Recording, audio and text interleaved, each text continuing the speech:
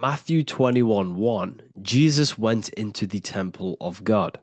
Corinthians 3:16, do you not know that you are the temple of God? Now, what is this telling you? That God is within you. Hence why in Luke 21:12 it tells you the kingdom of God is within you. And the side of your head region is called a temple for a reason. Because the brain encapsulates the mind. The brain is a physical manifestation of the mind. The heart is a physical manifestation of emotion. So we have these different layers of our consciousness. We have an intellectual, communicative aspect of our consciousness, which we would call the mind. We have an emotional aspect of our consciousness, which is the heart. And to communicate with the divine, it's all to do with the mind. Hence why the ancients always symbolize the mind being God. This is why Michelangelo always placed God inside of the brain on top of Sistine Chapel in the middle of the Vatican. He understood that God is in the brain. God is within you, not outside of you. The church tells you that God is in the sky because they are creating a externalization of the truth to create a business and a distraction so that you don't find the divinity within you, so that you don't find your power. Now you have Adam, the physical man, the physical body, the ego, the lower self, and he is resting. He's not trying to reach to God, but God is reaching because the higher consciousness within you is always trying to communicate with you. It's always trying to wake you up to your divinity. But the lower mind, the lower self, Adam, the physical self, is always in ignorance of truth, always in ignorance, and stays in a materialistic way of thinking, which is the lower animal self. And this is what we call a sleep or an NPC. This is the lower mind of man. But all you have to do is to move your finger to touch God. You have to look within yourself, within the brain, meditate, and you can find God. This is why in the Bible we see many references to the human body and anatomy to truly connect with God. Kings 6:8, the door to the middle chamber was in the right side of the house, which is the right hemisphere of the brain. The middle chamber is the pineal gland, where the seat of your consciousness is, where the seat of your higher consciousness is, the mind. And they went up the winding stairs, which is your spinal column, into the middle chamber, and out of the middle chamber into the third. So they went up the winding stairs. This represents raising your consciousness up the winding stairs. Your spinal column acts as a stairway of consciousness. Depending on what sort of consciousness you are operating in, depends on what part of the spinal column you are using. Because the spinal column ascends and descends consciousness. What do I mean? If you are in a reproductive way of thinking and you're always thinking about sex, you're jerking off all the time and you're always eating, all of your brain's power and your mind's power is being descended into the lower aspects of the spinal column, which represents hell, the physical state of man, Adam, the ignorant state. We're basically living off low level pleasures like an animal. And the stairway to heaven is your spinal column. They went up the winding stairs into the middle chamber, which is your mind, your pineal gland, and out of the middle into the third stage of consciousness, physical, etheric, astral.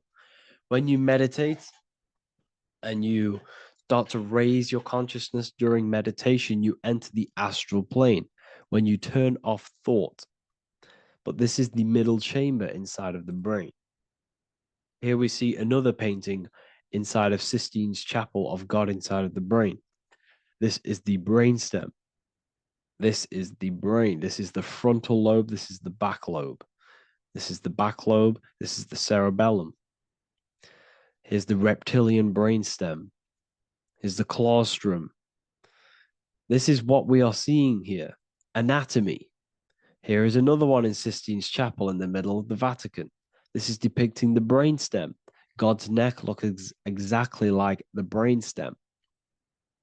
Here we see a real brain compared to God's neck, because the neck is just below the brainstem. And this is what they are symbolizing, because they knew that God is within you. God is a part of the human body. God is inside of the body, because the body is a vessel for consciousness, for universal consciousness. Inside of you, inside of me, is the same spark of consciousness. And this same consciousness is spread out into every living essence, because everything comes from the one source, the one God, the one consciousness. Matthew 6:22, 23. The light of the body is the eye. If therefore thine eye be single, thy whole body shall be full of light. Practicing the single eye. What is this? This is meditation. This is entering within yourself. So the Bible's telling you to practice the single eye. But if thine eye be evil, thy whole body shall be full of darkness. What does this mean? If your consciousness is in an evil way of thinking, if your mind is filled with an evil, negative mind space, then your body shall be filled with darkness, with evil, with negativity. Because negative thoughts destruct the body, positive thoughts heal and regenerate the body. So he tells you to be, the light of the body is the eye, your consciousness, the inner eye of consciousness, the eye that lets you see. And what do I mean? You look with your two physical eyes, but you see with the inner eye. What you see is perception. You look with the two eyes, and what you see is perception. You are seeing, you are understanding, and that's what consciousness, the mind, gives you. Consciousness, or the mind, is the force that allows you to be a human being, that allows you to understand things and interact with things and make decisions. It's an infinite intelligence. See, the mind is not the brain. This is a big confusion with people. Hence why the eye on top of the pyramid is separate from the bottom half of the pyramid, because the consciousness is separate from the body, the eye, the all-seeing eye. It represents the observer, the eye that sees into this body, into this world, into this. You are the perceiver. You are the invisible spirit within the body. Theologians 4:17. After that, we are still alive, and our left will be caught up together with them in the clouds to meet the Lord in the air. You don't meet the Lord in the physical air. Okay. This symbolism of the ancient Christian artwork is showing you this is symbolic. These things never happened. There's no man in the sky. Moses didn't go on a mountain to meet with God. The air represents the mind. This is why you say you're an airhead when someone's very stupid. Earth is your body. Water is your emotions. Fire is your spirit. Air is your mind, the invisible mind. So Anton Mengs, an ancient Christian art worker, is showing you anatomy of God in the clouds, but this is anatomy of the human body, raising yourself to the mind and turning the mind inwards on itself during meditation. And that's how you meet the Lord in the air. You meet the Lord in an elevated state of consciousness. The air represents an elevated state of consciousness because the air is up. You have to raise your consciousness to meet the Lord in the air. This is why Moses went on a mountain to meet with God.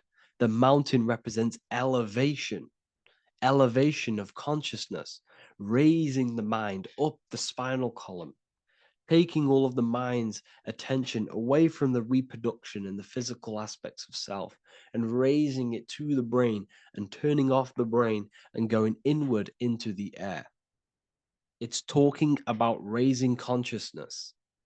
It's allegorical. It's a spiritual, metaphorical text.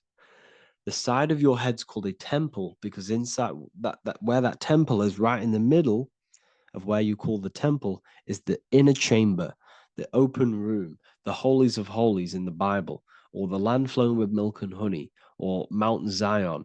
There's so many different names for the brain, or the upper room where Jesus meets his 12 disciples, the 12 cranial nerves in your brain.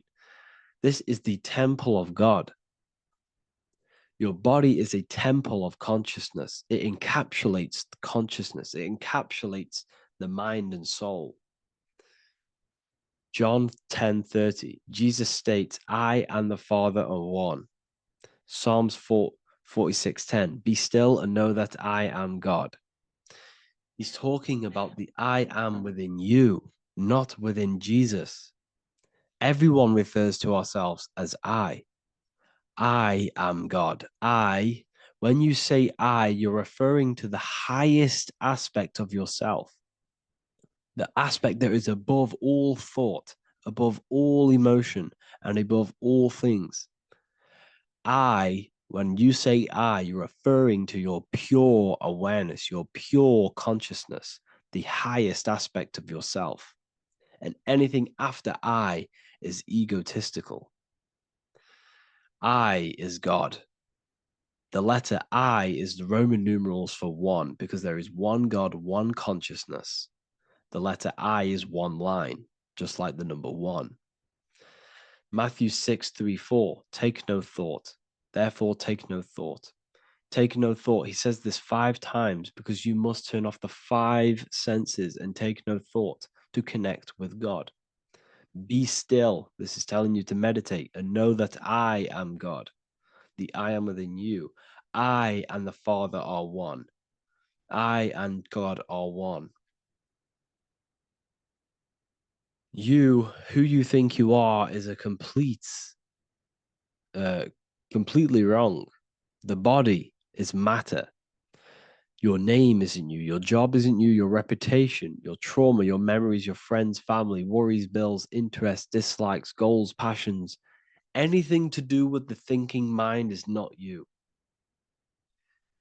Who you think you are is a part of your thinking aspect of consciousness.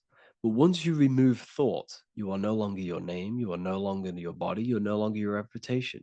You are the I. You are pure awareness, pure consciousness. Pure consciousness. And this pure consciousness has latched on to this name, this job, the body, and your traumas. Your pure consciousness has attached itself to this character who you're playing in the physical world. And this is essentially who you think you are, but you are not. You are the I, you are the self, you are pure awareness. So, in order for you to detach from these things, you must learn how to detach from your name, your job, your reputation. And you do this through meditation by turning off the thinking mind. Turning off the thinking mind allows other aspects of your consciousness to open up. What do I mean? Your whole life you've been thinking, and all of these thoughts has attached you to this physical body. You haven't allowed your consciousness to open up. And you can only do this by taking no thought. That's why Jesus tells you, take no thought. When you turn off the thinking mind, other aspects of your consciousness starts to open up. Other aspects of your being can open up. And this is how you have astral project. This is how you do all these mystical things and things to do with consciousness. It's taking no thought. Imagination, emotions, thought, and memory are all to do with consciousness. These things are not physical. You can't touch thought. You can't touch emotions. You can't touch these things because they are not a physical thing. So you must turn off these things for other aspects of your consciousness to open up. Okay. So essentially, the Bible is a metaphorical, astrological, numerological, metaphysical, spiritual, encoded text that talks about human anatomy, spirituality, and the true nature of the human experience. Everything they teach you in school is to make you think that you are this body. Everything they teach you in Church is the externalization of the true teachings of Jesus.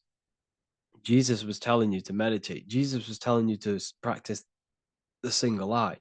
Jesus was telling you to look within yourself and find God. He wasn't telling you to pray to him. Mark 16:19, he was taken up to heaven and sat at the right hand of God, the right hemisphere of your brain. John 21:6, cast the net onto the right hand side of the boat and you shall find fish. Fish is understanding. The boat is your body, your brain. Cast your awareness into the right side of your brain and you will find understanding, because the right side of your brain is all to do with the creative aspect and the intuition and the spiritual sides of your consciousness. This is why God is here. This is why Michelangelo depicted God in the right hemisphere of your brain, because this is all human anatomy. And I speak about all of this in the brand new Book of Wisdom, Volume 2. So yeah, I hope you all enjoyed this video. Thank you all. Please leave a comment to help the algorithm.